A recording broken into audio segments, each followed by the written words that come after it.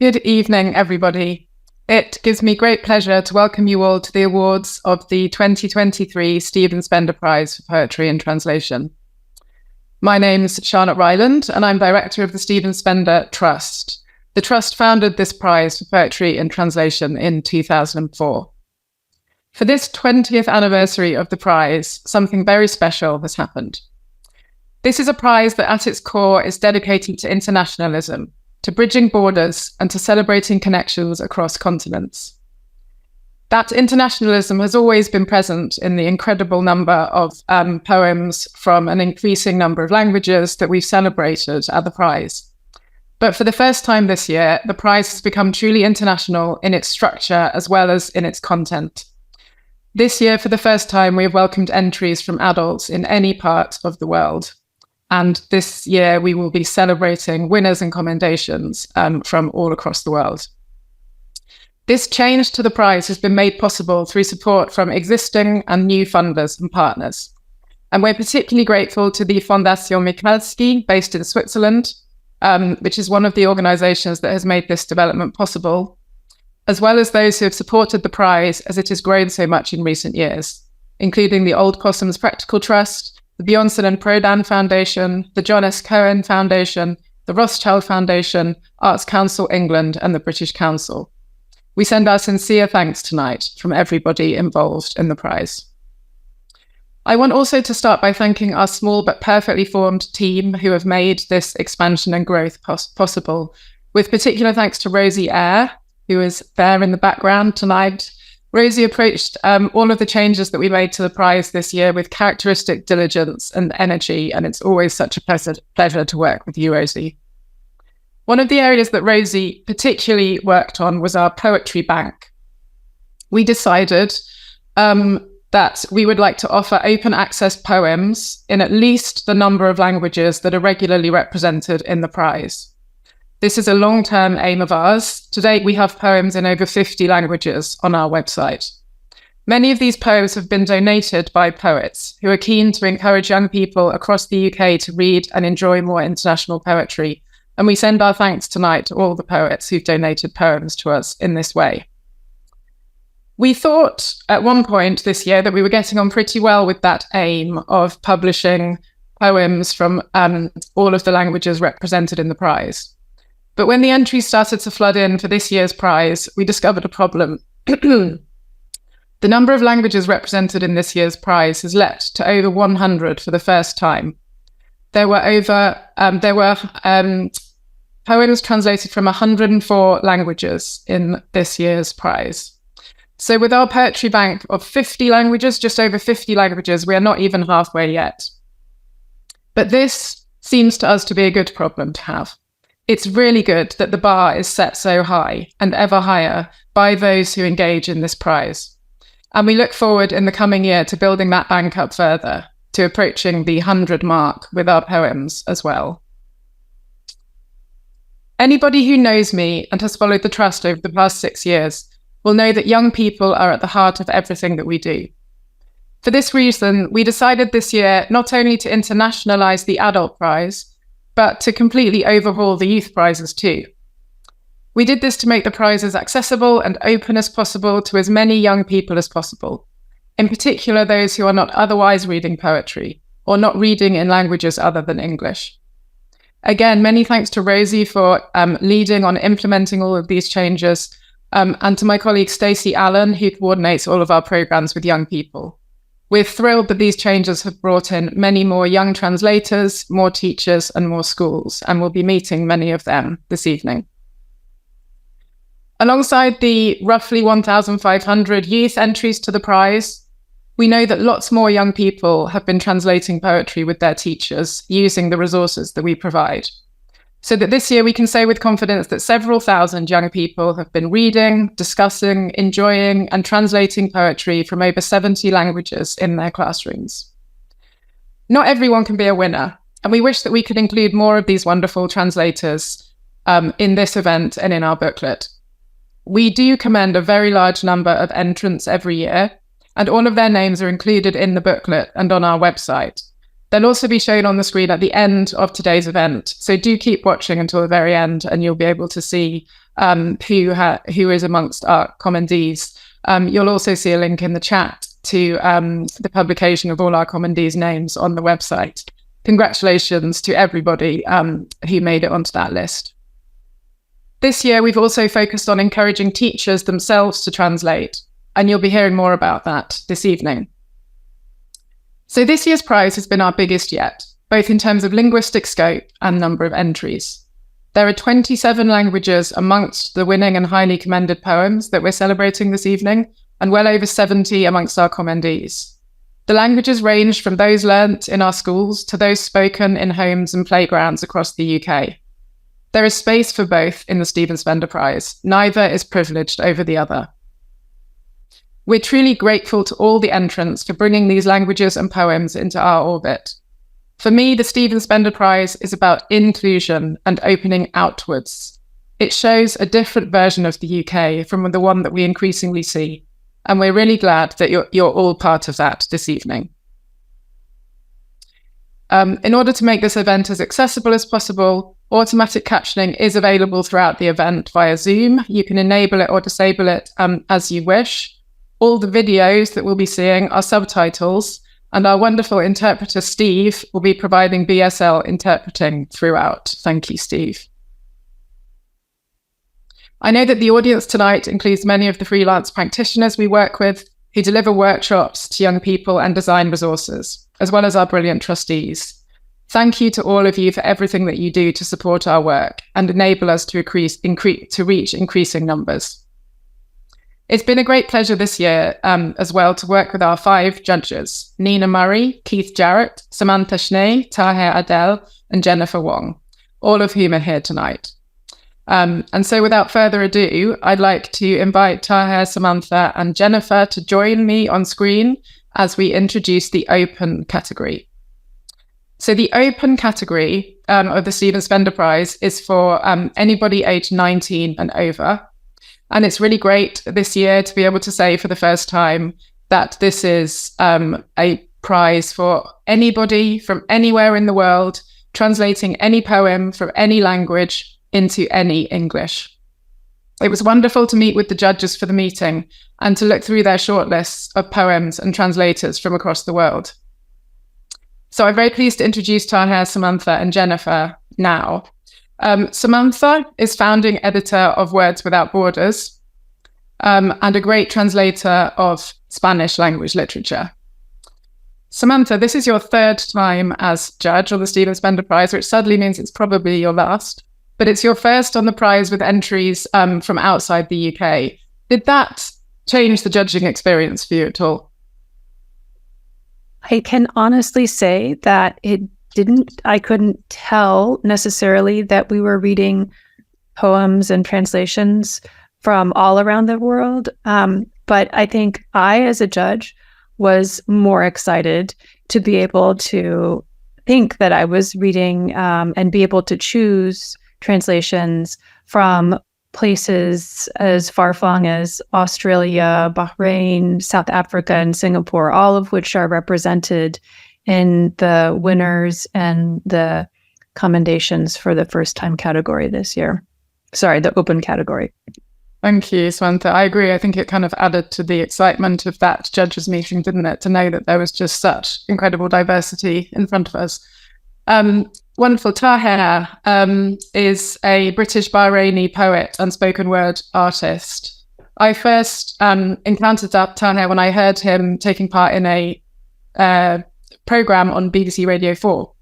And as I listened to him talk about the importance of languages and translation for his own writing and about his own multilingual practice, I thought I have to find this person, tell him about what we're doing at the Stephen Spender Trust. And so I'm really delighted that I managed to do that and was thrilled, Taher, when you agreed to become a judge this year.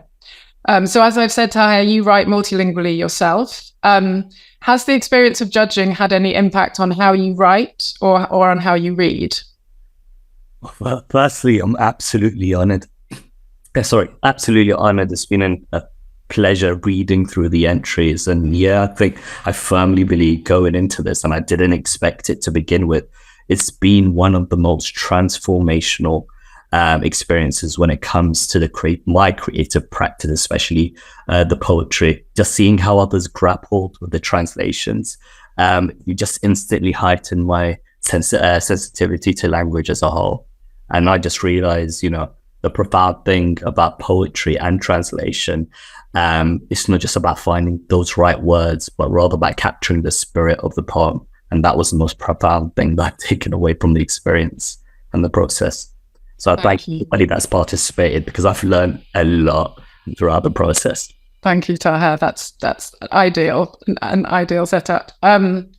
Brilliant. And finally, I'm delighted to introduce Jennifer Wong, who is a poet and creative writing lecturer originally from Hong Kong and now based in the UK. Jennifer, you lecture in creative writing at a university here in the UK. Has the judging experience affected your teaching, or do you think your teaching affected the judging? So is there any relationship there? Yes, I think, thanks very much. I just find the process, echoing the other judges, that it's very inspiring. And I think teaching has made me also be more sensitive to the kind of subjective interpretation that is allowed in translation. So it's a very creative and active process. And I really appreciate this contest for the fact that it really encouraged a lot of different ways for the translators to think about styles. And as a teacher myself, I also feel that I learn a lot in terms of there's no fixed route. There's the theory, but there's no fixed route to the translation process. And they have been very able to take risks with each entry. So I was really encouraged to see that. Yeah, it's wonderful. Risk taking is something we often are aware of when we're working with young people, and how translation can really help with that process of risk taking, which is such an important life skill. Fantastic. So Jenny, we're going to watch a video shortly where we will meet many of our winners and commendees in the open category. Before that, I'd just like each judge to say a few comments about one entry that made a particular impression on you. We'd love to talk about all of them. We did extensively in the judges meeting, but we need to limit ourselves just to one entry this evening. Jennifer, could we start with you, please? Yeah, sure. So I like to mention it's so hard to choose one, but I'll narrow it down to there's a Chinese poem by Su Tongpo, which is submitted by a first-time entrant in the category, which I really love, and because I score,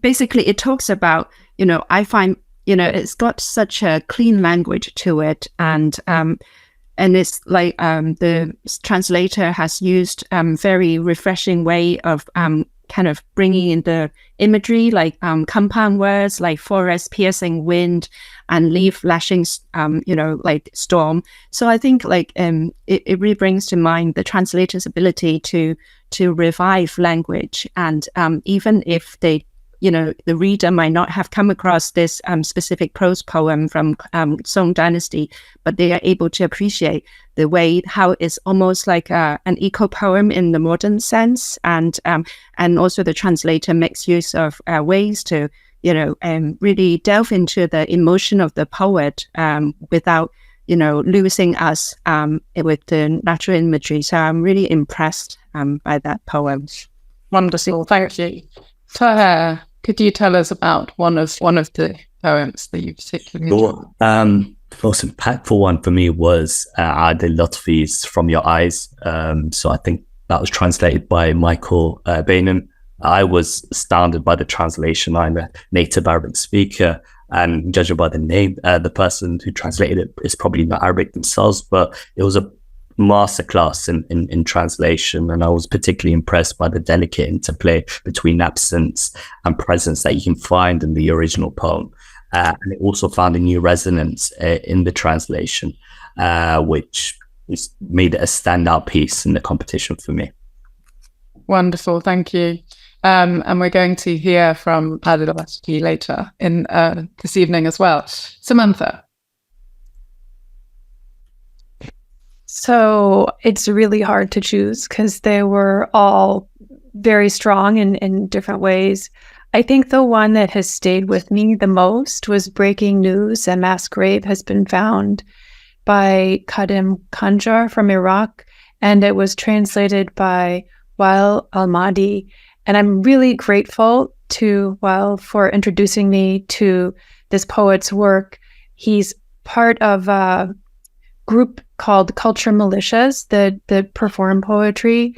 And actually, one of the winners in the 18 and under category was also from one of his poems. So I encourage the audience to go and check him out after the ceremony. Thank you, Samantha. I think that's something that happens every year is judges discover through this prize so many new writers and new voices, as well as new translators. And we really hope that you all enjoy discovering them this evening. So we are now going to watch a video that features some of our winners and highly commended translators in the open category. Thank you. My name is Annika Visser and I translated a poem from Afrikaans.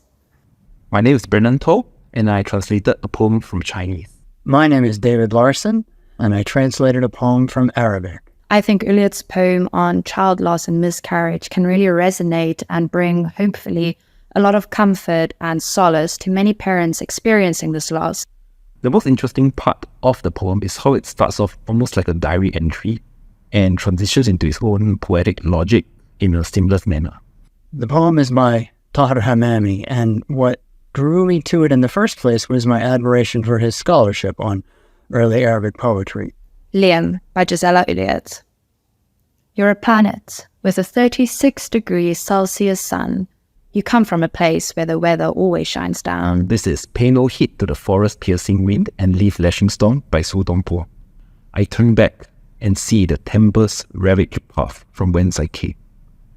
I shall head back, believing in neither rain nor shine. The Palm Tree Sings by Taher Hamami, and it's dated 1981. I see the palm tree walking in the streets with head held high, a lofty one, the overthrower and defier. My name is Miriam Kaleya and I translated from Maltese. Hello, my name is Waad al-Mahdi and I translated a poem from Arabic. My name is Thea Petru and I translated a poem from Italian. The poem Backbone speaks of vulnerability and otherness. It addresses the body as armor and memory as metaphor. I chose a poem from Arabic by Iraqi poet Karim Khanjar because of its raw immediacy and because of the fact that it's almost completely content-driven. I really like this poem because it seems to unfold just like the waterfall that it speaks of. This is Backbone, translated from Sensla by Nadia Matsub, after Ftit Mara, Ftit Tifla by Simone Nguanes. Undress me, I said, and you removed my clothes bit by bit, like a cautious sculptor, your breath laboring with each of your fingers' movements. The title is Breaking News: A Mass Grave Has Been Found Near. Yesterday, the forensics directorate called. We want your DNA. We found some old bones. Like every time I spin like an orange on the knife of hope. The poem is called The Name I Have Given You, and it's by Laura Liberale. The name I have given you is but a first wish. It begins as a whisper, then unfolds into a trill, and sings an assertion. My name is Alison Entrican, and my students and I translated a poem from Brazilian Portuguese. I chose this poem because it intrigues me, and I thought it would be a good challenge for my students and workshop participants. 27 people from Brazil, Portugal, UK, Australia, France, Canada, and the United States worked on this translation in 4 separate groups. Please check the credits for all of our names. This is a poem without a name from O Livro das Semelhanças by Ana Martins Marques. I am in today as if on a horse. You are in your clothes as if in a ship. We're in the city as if in a theatre, in a forest, in the water. Tuesday afternoon is a street market. We meet almost by omission. At the cafe table with its checkered cloth.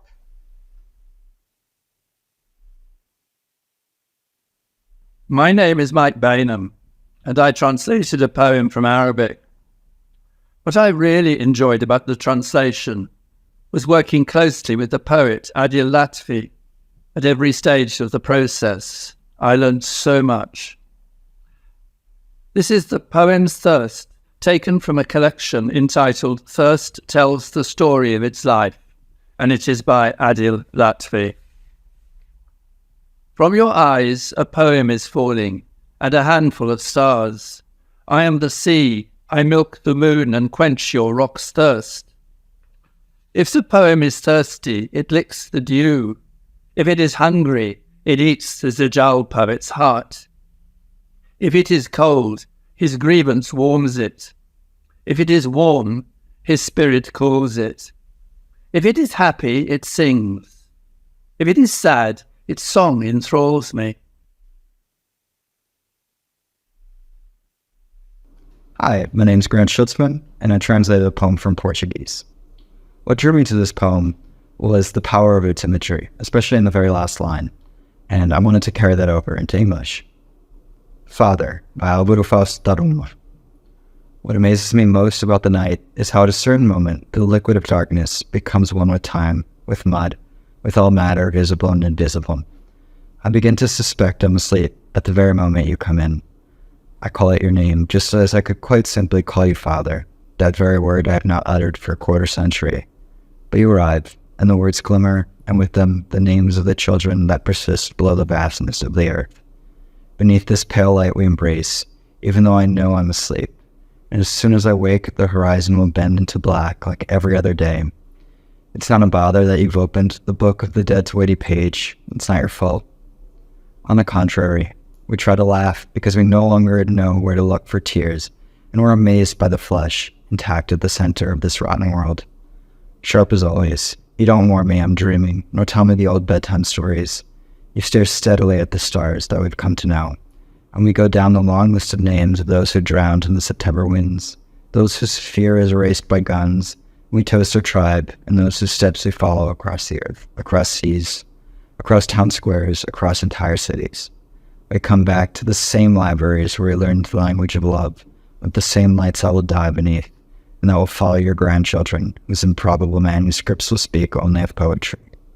What amazes me most about the night is when I awake from its deceit and realize how your face resists forgetting. Thank you all for those wonderful readings. You can now see on your screen the names of everybody who you saw there, and that one also will be available on our website. So we're moving on now to the individual youth category.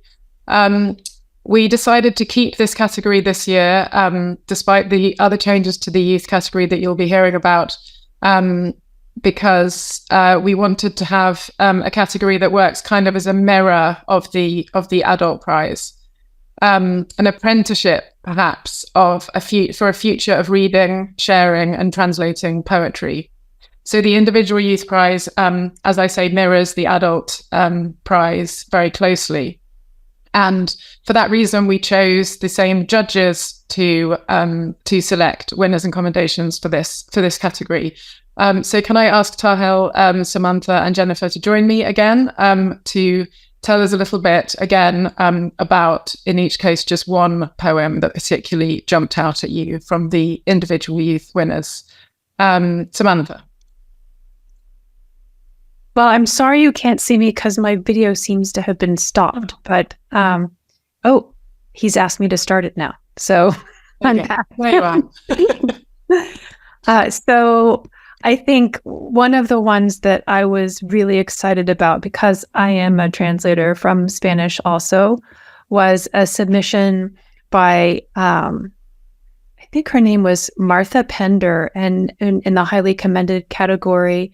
This is a poem by Zahra al-Hasnawi, who's from the Western Sahara and speaks Spanish as part of the Sahrawi people. And the poem is about a group in a refugee camp. And I think that's one of the fantastic things about poetry in translation in particular, is that it can help us see what the experience of someone whose life might be so far away from ours and so different from ours, what it's like for someone else to be in their other person's shoes, so to speak. So I love that poem. It's very beautiful, and I encourage you all to read it in the program. Thank you, Samantha. Taher. So for me, it was another Karbon Khanjar poem. This time, we Iraqis. And like Samantha, it's definitely going to be a poet I read more. It's a poem about the dark realities of war, the haunting realities of war. And I thought it was masterfully translated. All the rawness and the power was brought into the translation, especially in these times where we need a reminder about the realities of war. That was the most impactful. And just a shout out to a Polish poem called Teenager that reduced me to tears, and just thought I'd mention that. Wonderful, thank you. Are you there, Jennifer? Possibly not. In that case, let us move now to watch the video of the individual youth entries. Thank you.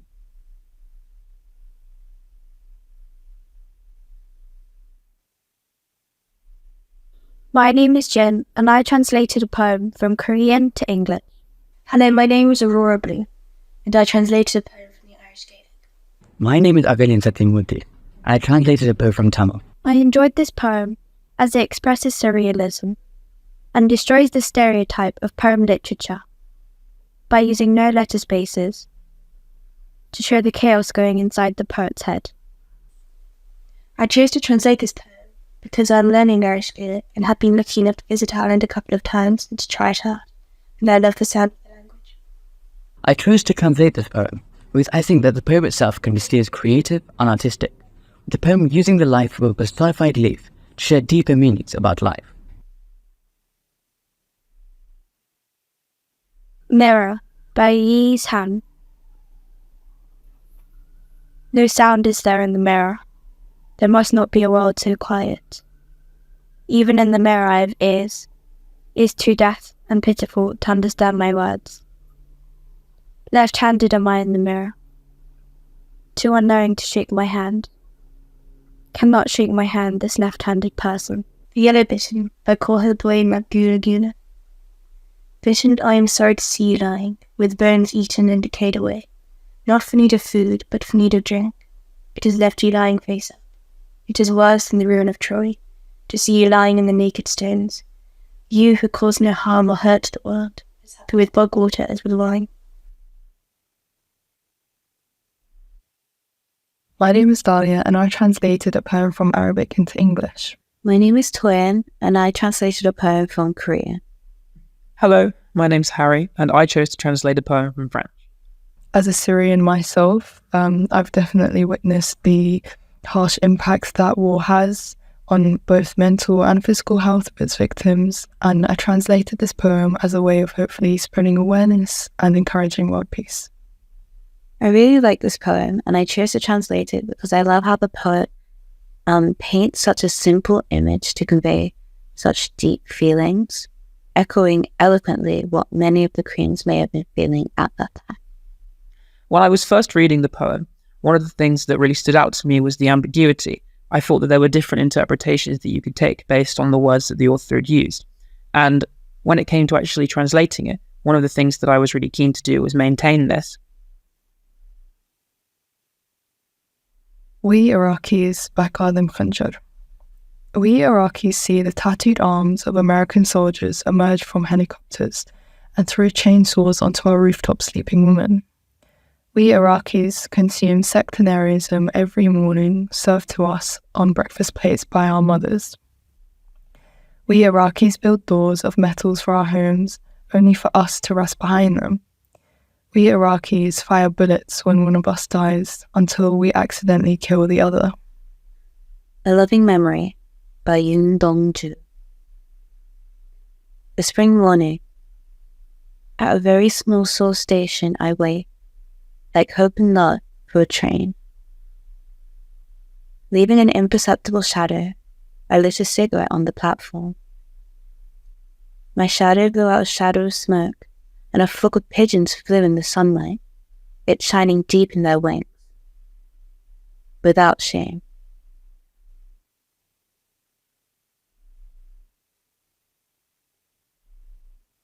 Thank you so much, everybody, for your contributions to those videos. I'm sure you'll all join me in congratulating them.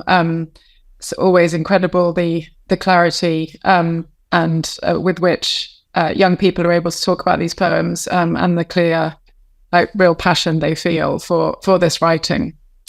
I'm pleased to say that we're staying with the youth now for another new category, which is our Schools Laureate Prize. So this is our new dedicated prize for schools, which means in practice that all the entries are submitted by teachers on behalf of their students. We introduced this prize because we've worked hard in recent years to engage more teachers from a wider range of schools in the prize and have been successful in doing so, and have had really positive, lovely feedback from teachers who have tried the prize out for the first time over recent years. But we felt we wanted to be able to do more to support those teachers in their efforts to get their pupils translating poetry. So we talked a lot to teachers who'd already been involved in the prize, and through those conversations crafted this new Schools Laureate Prize. One of the things that came out of those conversations was the poem bank that I mentioned at the outset, because the teachers were very clear that one of the barriers to young people taking part in this activity is whether or not they can actually find a poem that is translatable, that's enjoyable to translate. Not everybody is able to access poems, international poems, in that way. So the poem bank is in particular aimed at young people for that reason. Teachers also helped us to make another change to the prize, which was to the text that accompanies the translation. So previously, we had always asked entrants to write a short paragraph on their translation, on their choices, the decisions that they made in the translation. We have opened that up considerably with the Schools Laureate Prize, so that young entrants they can still write their paragraph if they would like to. They can also submit a visual representation of the poem. They can submit a video or audio performance of their translation, or they can submit an original piece of creative writing that's been inspired by their translation. It's been really wonderful to see the fruits of this change to the commentary, and we hope that it will continue to flourish in years to come. So I'm delighted now to invite Keith Jarrett to join me on screen. I've known Keith's poetry for a number of years, but what I didn't know until this year is that Keith is a linguist. Keith studied Spanish at university and has lived and worked in Spanish-speaking countries. He really lives his languages through bilingual performances and projects. I really can't think of a more inspiring role model for the young linguists who take part in our programs. And so I was absolutely thrilled when Keith agreed to come on board as our first Schools Laureate judge this year. Keith is an award-winning slam poet, and we have asked him to perform for us this evening. That will follow the performances from our Schools Laureate winners, so hold on to that. First, Keith, welcome to the Stephen Spender Prize. We're so pleased to have you here. Could you tell us a little bit about your experience of judging, and perhaps mention a few poems that left a particular impression on you? Hello. I'm really thrilled to be here. I found the experience, if I'm allowed to be honest, really daunting. There was such breadth. There were young people translating from so many different languages as well. And the accompanying elements as well showed a lot of great thought and care, how they presented it. It was really moving, and I was kept awake at night a few times thinking, okay, so how do I put these two poems side by side? Especially, I'm really glad that a lot of the schools made use of the poem banks, and sometimes there are multiple translations of the same poem that are wildly different but equally valid. And so putting those side by side, and then just trying to figure out actually, how can we judge the quality of a translation? And partly I went down the route of originality, and bringing, like, just being moving. So yeah, I was really moved by a lot of the poem choices, and also the care and the attention and the new ways of thinking that came up throughout the whole experience. Maybe I should talk through a couple. So for instance, with Key Stage 1, there was a collective, so I won't read out all their names, who translated a Haitian French poem. Even the title had different translations from different people, and I would like to think that they all argued over it. It'd be really lovely to find out how they made some of those decisions. I mean, they did explain that in the accompanying piece, but I can imagine there would have been some disagreement. There was also, for Key Stage 3, the winner, I believe, I hope I'm getting the names right as well, because of course we judge this anonymously, and then it's only later on in the Excel spreadsheet we see the names. So I think it's Elise Shakil who translated a German poem, The Clouds Have Passed, and there was such a great it was a great choice of poems, but also the visual pattern, how she represented the language. There was the word disintegrate, which she just completely veered off the original poem, and represented disintegrate, like going across the page, which was a brave choice, but actually again was inventive and original, while staying close to the intention of the poem. Key Stage 4, another commended poem by the translator is Isabella Santos de Oliveira, and it was the Exile's Song. And just reading the commentary showed, again, not just the presentation, because the writer wrote out the poem in the original Portuguese and drew around it, but then also wrote the translation and drew around it. And then in the commentary, she just explained just the agonizing process of the ideas of homesickness and longing comes out in the poem, and how to get across something that doesn't quite have a direct translation in English, but really getting that sense of homesickness across. And that was really moving. And then finally, Key Stage 5, a favorite of mine, Garcia Lorca poem, which was highly commended. And the entrant was Eve Bennett, I believe. And it was just an amazing poem and translation. There were lots of young people who decided to translate this poem.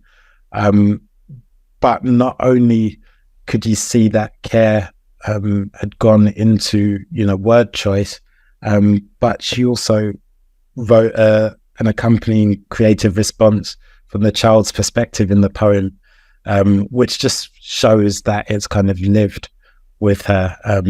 So it was such a wonderful experience reading through all the poems. Thank you, Keith. I feel like you've just given us a kind of potted masterclass in poetry translation.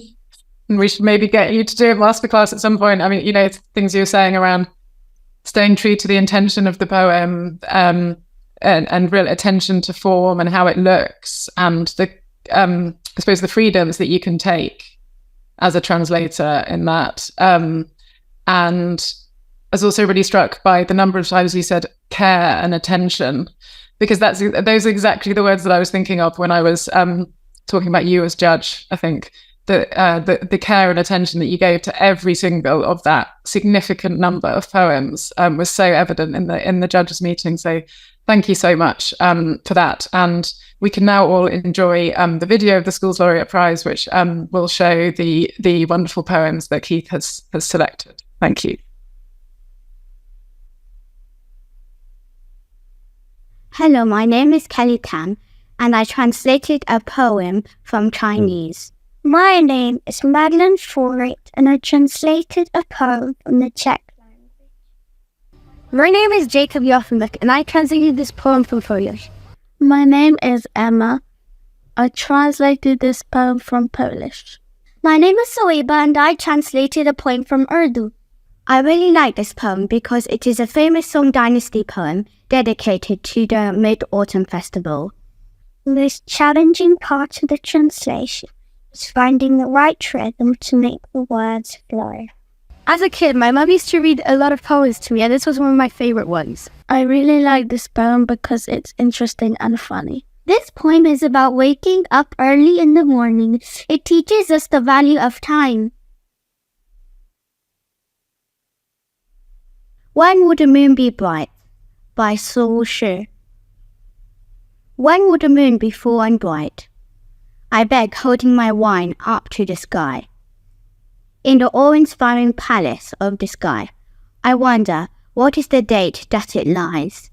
Wait Hours by young Scoutsel. It is so easy to find the way to Ours. Sword the stream, or feather floats. Over the wall you climb, then advance through the fields, linger on the bridge, over the rushing water. The Hen by Jan Brecht. This saw a certain hen, for she was always right, there and then, and she said with confidence, being kind is of the essence. Once she decided to invite some guests, to teach them how to behave at their very best. My name is Megan Lewis, and I translated a poem from Spanish. It's Elise, and I will be reciting Gottes Arbischen Cruel by Angelica Overat. My name is Kawani, and I translate a poem from Brazilian Portuguese. My name is Anastasia, and I translated a poem from Russian. The reason I chose this poem is because I enjoyed the themes discussed.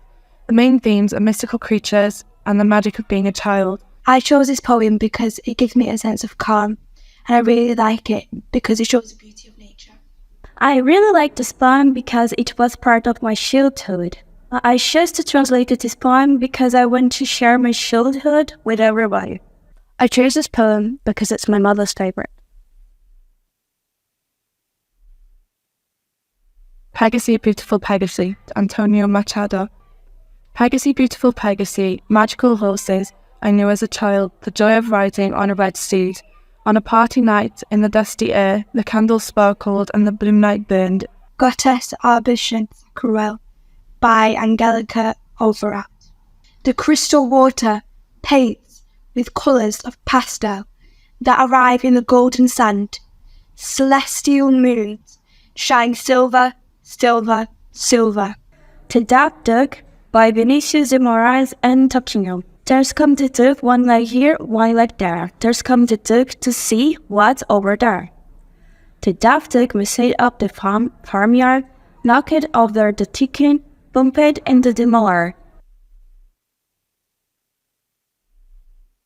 My name is Isabela Santos Oliveira, and I translated a poem from Portuguese to English. My name is Carolina Pilacando, and I have translated the poem Satovit by Taras Shevchenko. Hi, my name is Ovia Ashwin, and I translated a poem from Tamil. My name is Daniel Mapelli, and I translated Kronos by Nicanor Parra from Spanish to English. My name is Lila Mott, and I translated a poem from French. Hi, I'm Kristen, and I translated a poem from Welsh. My name is G, and I translated a poem from Serbia. I chose to translate this poem because I really like how the poet depicts this feeling of longing that many immigrants feel when they're far away from home. Just to translate a poem with an interesting historical context, which I felt that Zakavit had. While translating it, I thought that it resonated well with the current ongoing conflict in Ukraine. I really like this poem for its portrayal of the poignant journey of life, with vivid descriptions of evolving perspectives and experiences. The most interesting part of the poem for me is the stopwatch theme, as the syntax of the poem takes the shape of a stopwatch. I chose this poem because summer is my favourite season, and I enjoyed the dominant, euphoric and jovial atmosphere of the poem. The most challenging part of the translation was maintaining the rhyme scheme, as I had to ensure that I didn't alter the word order too much, otherwise the meaning of the original poem would have been compromised. I actually chose to translate this poem because of my favourite song, which is in Serbian, called Samo mi se spava by Luke Black. Stopwatch, you cannot para. In Santiago, Chile, the days are interminably long. Several eternities in a day. We move on the back of the river, like the Cochayuyo says. Shalio by Anna Donoy. Everything shines, turns a fire, shoots. The day is blazing like a fruit, while the sun smiles and says, Salut!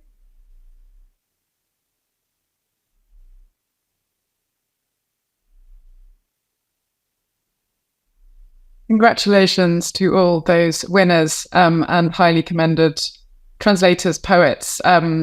It was really wonderful to watch those readings and to hear all the different perspectives and all the different kind of reasons that certain poems speak to you. You can see that the quality of youth entries has been really high this year, and of course, because the numbers of entries is growing every year, that means that these are sort of rising to the top of a growing pool. One of the reasons for the growing number of entries is that at the Stephen Spender Trust, we are working harder and harder to take the prize out to young people. We're doing that increasingly through partnerships with organizations across the country. And that includes partnerships with universities, arts organizations, and publishers. I will tell you a little bit more about that after we hear from Keith. Thank you, Keith. Hello. I'm going to share a poem which I'll read out probably quickly in Spanish and then the English version. So how I often come to, get to grips with a poem is by responding to it in some way. And I can see that some of the young people did that with their translations as well. And there's a Cuban poet that I came across, Legna Rodriguez Iglesias, who wrote a poem called Hilo, which just means thread or hair, about a hair that she found in a bathroom sink. And so I did my own response poem. This is for anyone who's ever shared a bathroom, which I'm sure is most of you. And it's called Guitarras en Otoño because I wrote it in autumn. And it was about a fingernail that wasn't mine that I found in my bathroom. Guitarras en Otoño. La uña que dejaste en el suelo de mi baño no es para comer, no es para freír con los recortes de cebollas y ajo, ni con arroz y habichuela, no es para congelar con los cabellos que dejaste bloqueando el desagüe de la bañera, brillando como sonrisa medio rota. La uña es la parte más movida de ti. Nunca he sentido tan desnudo frente a la uña que me mira, simple como comilla. Un sapo sabio una vez me susurró, si señales con la uña, 4 uñas más te señalarán a ti. Uña lunática de lunes es una mordida de ansiedad de los fines de semana. Uña que espera toda la noche. Si me rasca la espalda, yo rasco la suya. Uña solitaria, uña de fortuna, que es la única verdad. la guardo como hechizo, la desecho como guante, la muerdo como amante, la amo como fantasma. Just to say, I wrote this in Spanish and then I tried to translate it myself, and I found it so difficult. So I do not, I have so much respect for all of you who are translating poems from other poets. Guitars in Autumn. The fingernail you left on my bathroom floor is not for eating, is not for frying with onion and garlic clippings, nor with rice and peas. It is not suitable for freezing, along with the hair you blocked my bathtub drain with. Shining like a half-broken smile, your fingernail is the most moving part of you, and I've never felt so naked as I do in front of this nail that looks at me, simple, like an open speech mark. A wise toad once whispered to me, if you point with your fingernail, 4 more will point right back at you.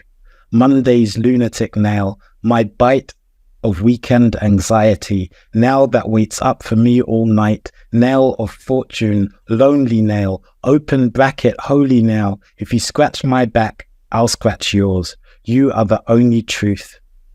I keep you as a spell. I throw you down like a glove. I bite you like a lover. I love you like a ghost. Thank you. Thank you, Keith. That was fantastic. And thank you, Keith, for your judging and for selecting that extraordinary group of poems that we've all just enjoyed. So I mentioned the workshops that the Stephen Spender Trust runs. We have run workshops with well over 2,000 young people over the past year in areas right across the UK. And before we go on, I just want to share one conversation that I had with the people who'd taken part in one of our workshops. I went to a primary school where some of our Ukrainian Spotlight workshops had been taking place. You're going to be hearing about the Ukrainian Spotlight shortly. And I interviewed some of the pupils who'd taken part. One 9-year-old said something that really stayed with me. It was something along these lines. My grandma speaks another language. I don't know which language it is, and I'd never spoken to her about it before. But straight after the workshop, I went back and I talked to her about it because I'm a translator now, and so I know about languages. I was so struck by this. It seemed to me that this young person had had a really profound experience through that workshop, which was probably only about 2 hours of her life. It had changed her identity. It had changed her view of her place in the world, how she relates to the world and to other people. That had changed. There was a new confidence and pride in her voice. And it's words like these, confidence and pride, that come up again and again when we talk to teachers about our workshops. We were really thrilled this year that our work with young people was recognised by the Chartered Institute of Linguists, who awarded us the prestigious Threlford Cup for inspiring the learning of languages. This was awarded by Prince Michael of Kent at a ceremony in central London in the spring. Anybody who follows us on social media may have seen a picture of holding the trophy, the cup, which is extraordinarily large, bigger than you are imagining right now, I promise you. The other wonderful thing about that day was that it was not only SST that was awarded, but our outstanding teachers from last year also took part in that ceremony and were awarded their certificates by Prince Michael of Kent. None of this, everything I've just been describing, none of this and none of what we're seeing tonight with our young winners is possible without the teachers. And we're really pleased that we're now able to mark the fact that teachers are getting involved so energetically by having a special category for outstanding teachers. We highlight through this category teachers and their departments who've engaged lots of pupils in translating poems and entering the prize. And shortly we're going to hear from 3 teachers at schools in Cheshire, Hillingdon and Essex who we have designated our outstanding teachers this year. This year, we also decided we wanted to do something to encourage teachers to translate as well. And we're delighted to announce the winners tonight. Julia Bohr from St Michael's CRV Primary School in Bournemouth won this prize, and Sarah Liebrecht from Oxford High School and Rose Fletcher from Wilson School were highly commended. We're now going to hear from some of those outstanding teachers and winning teachers in a video. Thank you.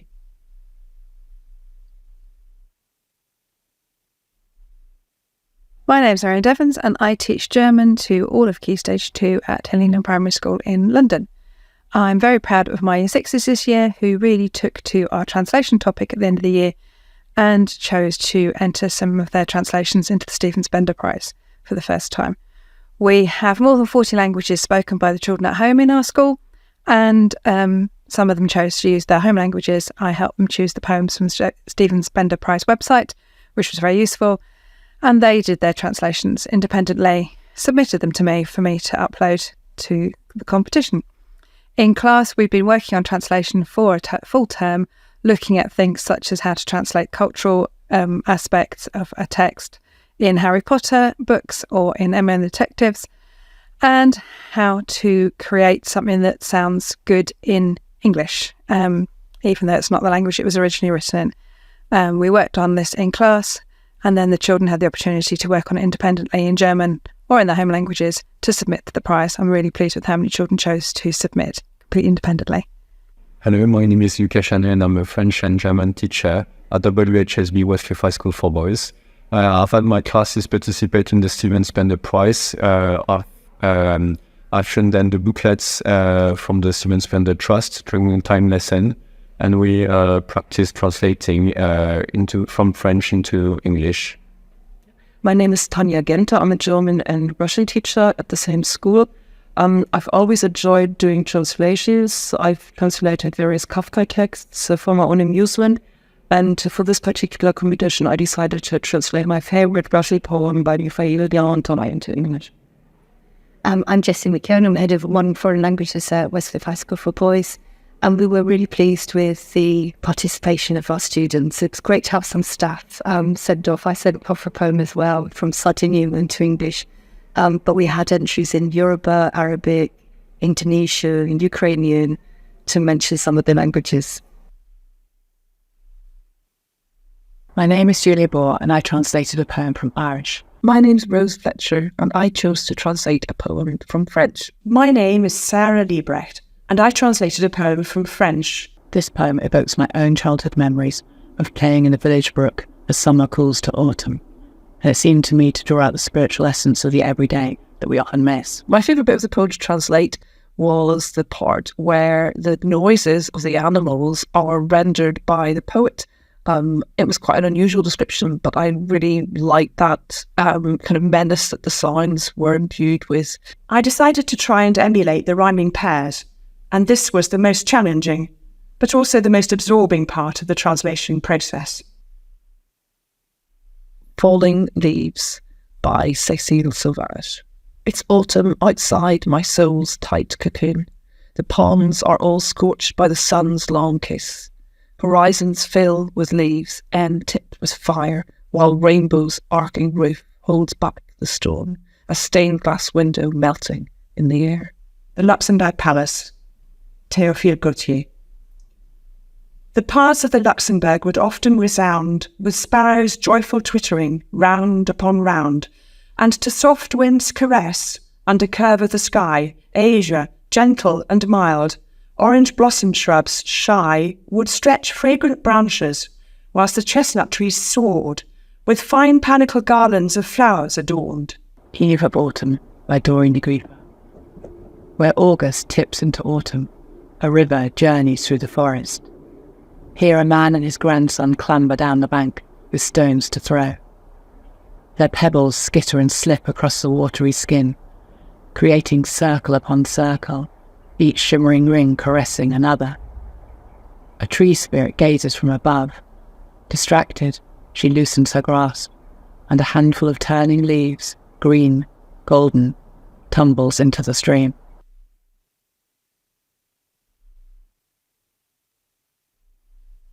Congratulations all, and thank you so much for those video contributions.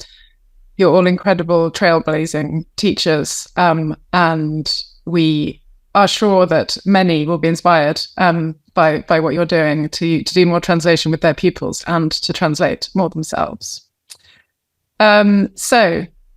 So far this evening, we have done a lot of celebrating of translators, which rightly so. But of course, this prize wouldn't exist without the original poems and the poets who are translated. And we're going to turn our attention now to those poets. One of the great things about doing this event virtually is that we're able to involve people from all over the world. And that includes, of course, the poets who are spread out across the world. One of the great things about the prize is that it gives living poets the opportunity to see their works translated into English, often for the first time. And it also brings to attention to works of poetry that might not otherwise reach attention in English. And it also nurtures collaborations between poets and translators. And that's what has happened with the poet that we're going to hear from this evening.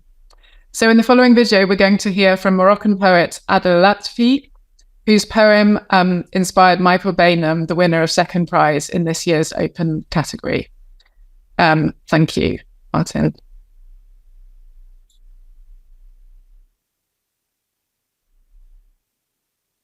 Hello, poetry lovers. My name is Adil Latefi. I am a poet from Morocco. I mainly write poetry in local language, which is called Darija. And this kind of poetry is called Zajal. I believe translation is giving words new wings to fly in new skies.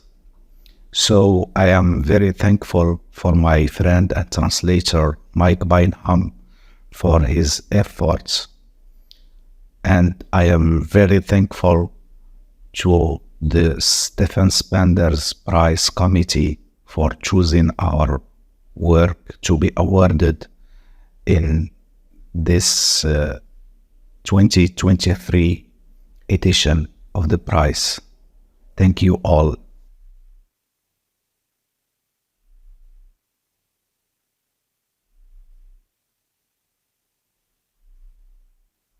Thank you, Adel.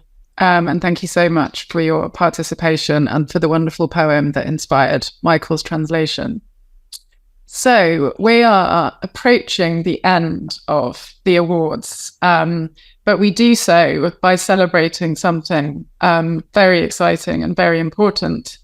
A few years ago, we decided to add an additional strand to the prize, which we call our spotlight. So this is a strand that focuses on one particular language, on a language that's spoken widely in the UK.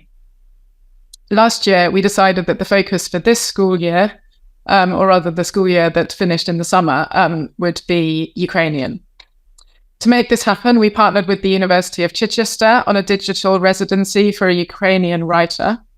And we developed a major outreach program out of this. So again, taking the poetry to young people in their schools with generous support from the British Council. We were also very fortunate to be introduced at that stage, as we were planning this project, to Ukrainian translator Hannah Lilith. Hannah worked with British poet Cheryl Moskowitz, who we have worked with on various programs over the year, to design a series of workshops and resources that have enabled young people across the UK to read, share, and translate Ukrainian poetry and picture books. Hannah also worked with Katerina Mikhalitsina to curate our Spotlight booklet. This is a collection of Ukrainian poems that are specially selected for young people to translate. It is translations of these poems that you're going to hear this evening. And we were thrilled that Nina Murray could join us as judge for the Spotlight. You'll notice that I've just given you an awful lot of names, and that's a real reflection of what a collaboration the Ukrainian Spotlight has been this year. And I just want to thank all of the partners and all of the people who've been involved with this. It's been such a pleasure to be involved with. So the final name is Nina Murray, a Ukrainian-American poet and translator who has been our judge this year. Nina, can you join me on screen? Okay. Yes. Hello. Hi, Nina, welcome. Could you tell us a little bit about what it was like being the judge of the Ukrainian Spotlight this year? I think my judge colleagues have said many words that I would share. One of them is overwhelming and intimidating and also exciting. It, similarly to what my colleagues have said, I rediscovered many Ukrainian poets because of the booklet that Hannah and her colleagues put together. And of course, it was wonderful to see those poems afresh through the eyes of the contestants who translated them. Absolutely. And I know that Hannah and Katerina worked really hard to provide a really representative range of poems and to make sure that there was a good number of contemporary poems and poems by women. So it's great to hear that you enjoyed that selection as well. Nina, could you mention a few poems that particularly left an impression on you? Absolutely. The winner in the Key 1 category, Aisha Sadika Kadir, found the impulse to translate in the universal. She picked the poem where she said she didn't have to translate the title to understand it, and then carried this forward.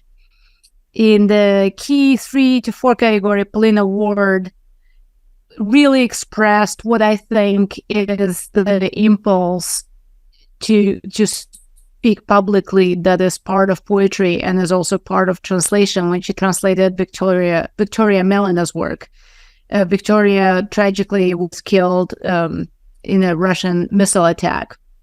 But her poetry resonated with many of our contestants because it is about leaving home and carrying things forward in things behind from which you brought. I also want to mention Valeria Kozma, who received a high commendation for her translation of a poem titled A River Flows by Itself. It's a poem by Mykola Vahanovsky. And lovely translations by in the Key 5 category, Barnaby Kio. I hope I'm pronouncing the name correctly. His poem, he translated the poem by Ivan Malkovich, Lesson from a Village Teacher. And it's a very popular poem. I have seen many people translate it, and it was such a pleasure to see it appeal to a new generation of readers. And then finally, Maria Chechel's translation of Victoria Melina's Stories for Return was really powerful. I want to say that translating Ukrainian literature now is an expression of something that is happening in the lives of many people in Ukraine, in the lives of many Ukrainians. It's kind of as many people come together to help the Ukrainian effort to defend themselves, translation and interpretation have become such a integral parts of our lives. And they're also part of our past because as a multicultural country, multicultural nation, and I think part of the future as well as Ukraine proceeds with its European aspirations. So I think it's very important, and it's really part of the identity. It really made me, the act of translation was part of the Ukrainian identity. Thank you so much, Nina, for those really important comments. I think that is a good moment for us now to hear from the winners and commendees from this year's Ukrainian Spotlight. Thank you.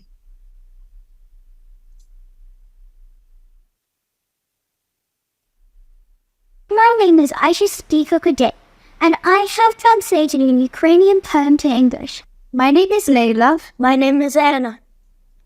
We translated a poem from Ukrainian.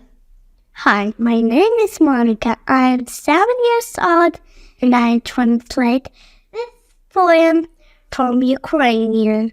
My name is Naman, and I translated a poem from Ukrainian. Although the poem appears to be quite short, It was quite difficult to translate, as it features an interesting interplay between three idioms which all involve the word drop in Ukraine. A challenging thing about translating this poem was doing the literal translation, as it made no sense, so we had to change it to make it sound better in English. I really like this poem because I really miss my home in Ukraine. I like translating this poem because it was fun and a little challenging. Mom, why are you drunk? He will now become a man of stone, firm and strong, and a little broken man. Love. Gregory Falconage. I love to love my mom. I'm playing on my phone. I'm using my old Panama hat. From the balcony. Andy, hi, it's Kate. Where's my home? Where's my home? Where's the windows? Doors? Where are my high ceilings? Where is the harsh green cat? Picking at the aromatic soap, I adored my grandmother and grandfather, as all children do. I love my true friends, summer, sun, traveling, and flowers. My name is Polina Ward, and I translated a poem from Ukrainian. My name is Yulia Ivernenko, and I translated a poem from Ukrainian. My name is Lena, and I translated the poem from Ukrainian. My name is Marie Chechel, and I translated Victoria Melena's Story for Return. I think this poem is really powerful because of its relevance to the current struggles of the millions of refugees globally today who experience the pain that comes with leaving home. I chose to translate this poem because when I read the first line of it, I imagined a girl like me a few years ago. I had everything in my previous life before the war. Parents, granny, friends, love and fun. I had my childhood that was so meanly stolen overnight. I really like this poem because it's about my birth city, and I decided to show beauty of my birth city in it. I chose this poem because I feel that it is a great illustration of the refugee's life. Each of Ukrainians had to face this. You need to abandon your past background and start your life from scratch. This poem is called Stories to Return To by Victoria Amelina. Home then fits in your pocket, and there it sleeps. Home should be taken from your pocket, in a safe place, when it's ready. Home will grow little by little, and you will never, remember never, be without your home. I Love to Love by Grigory Faikovich. I love to love my mama, and surfing on the phone, and when my old Panama from balcony is thrown. I love to love my daddy, and winter snowy slopes, and gradually pairing soft-smelling sleepy soap. And Every One of Us Will Have Their Own War by Natal Kamarchuk. And every one of us will have their own war, open and personal. Every human needs a wall, their own wall, to withstand. Story for Return. Victoria Amelina. When Yarka was abandoning the garden, she took an orange seed. When Vera was leaving her house, nothing she took. "We'll come back soon," she said, and took absolutely nothing.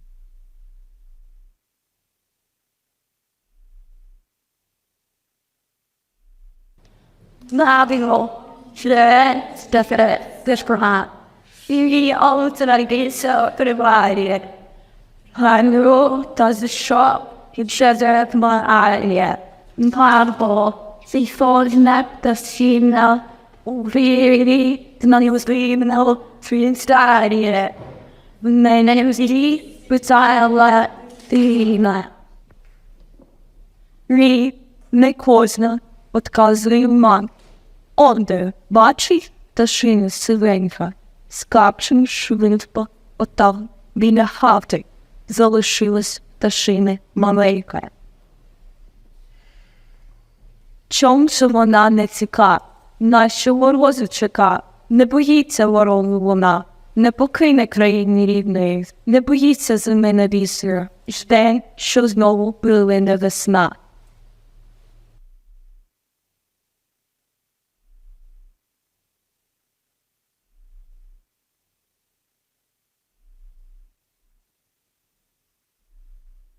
Thank you all so much for those extraordinary translations and the sort of intelligence and care with which you talk about those poems.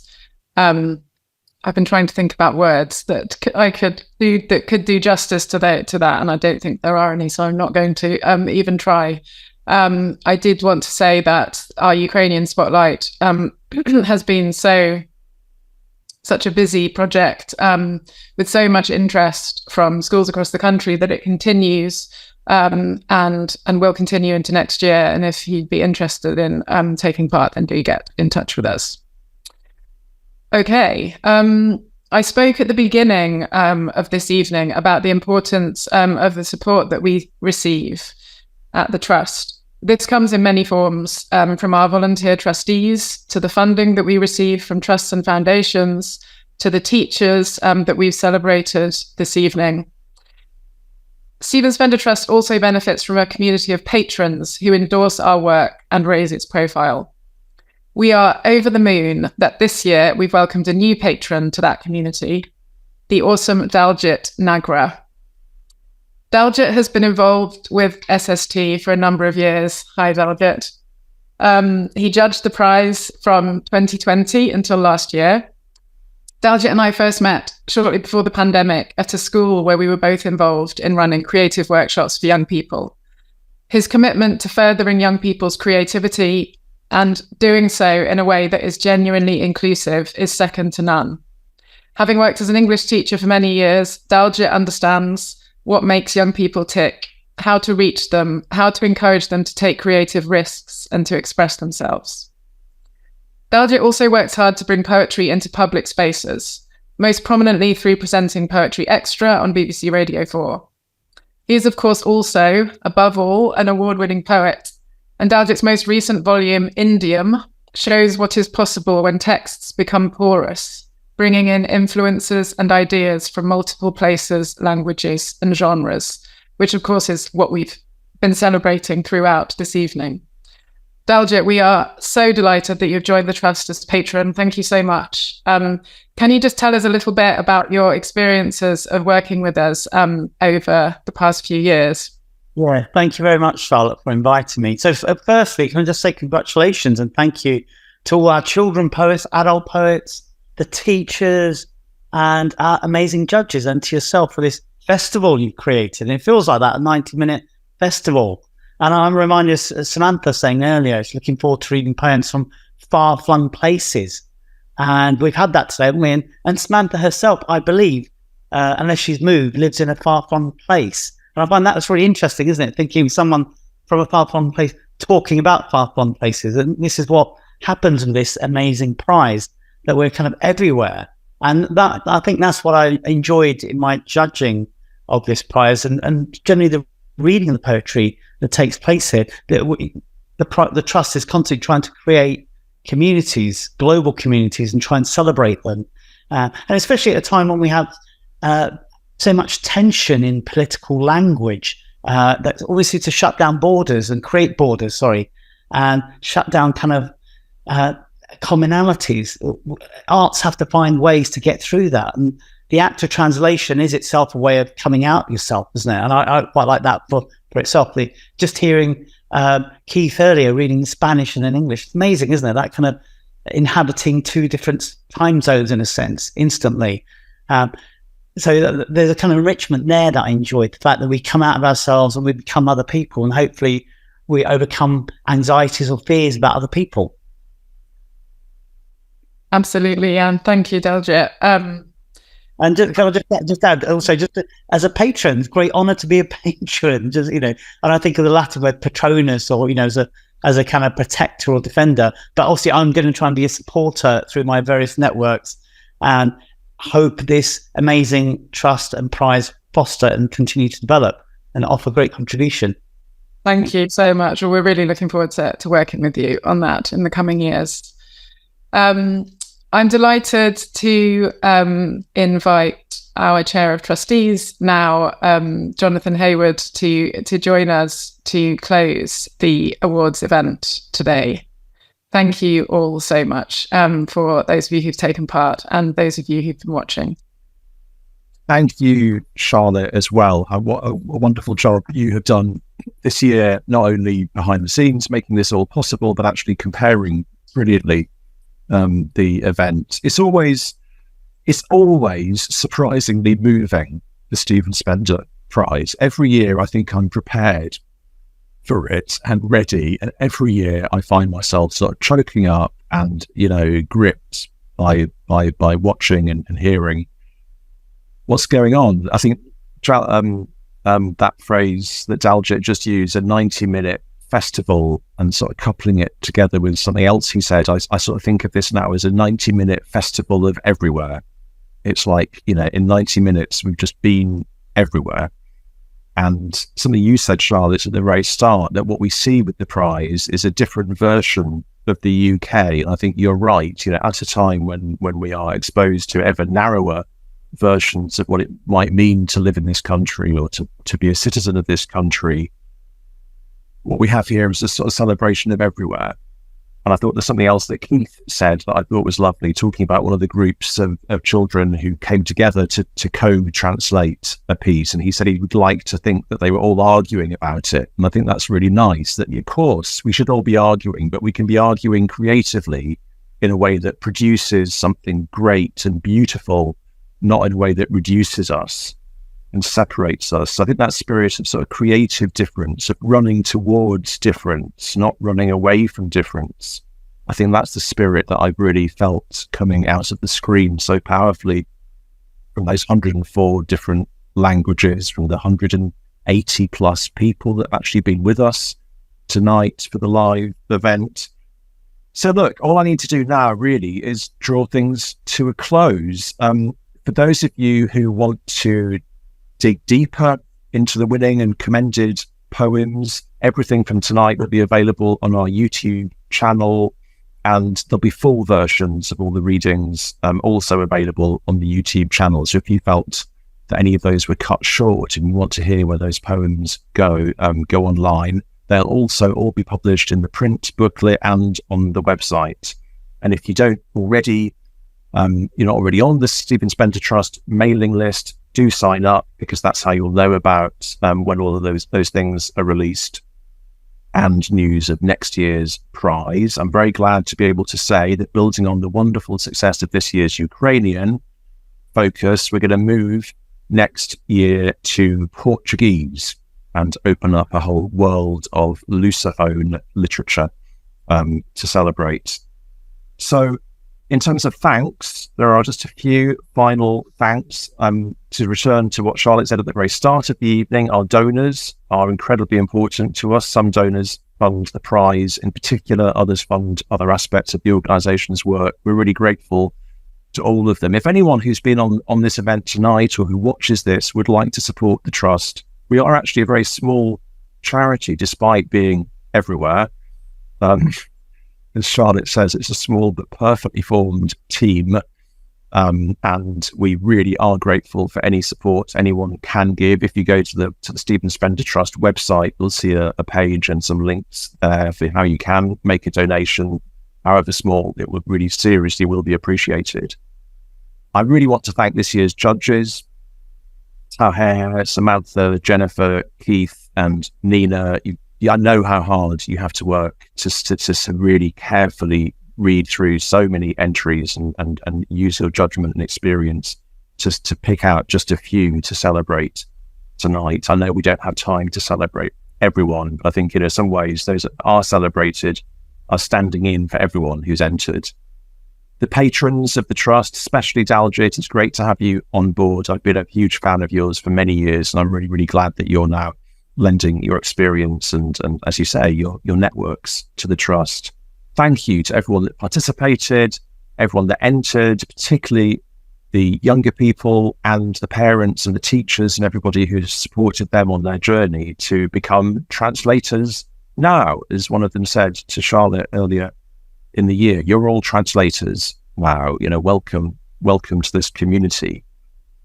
And finally, I think I must thank this rest of the Stephen Spender Trust team. Charlotte herself, who's been visible throughout the evening, but behind the scenes has been Rosie Eyre, who's coordinated the whole event seamlessly. I really think tonight has just gone so smoothly. It's been so good.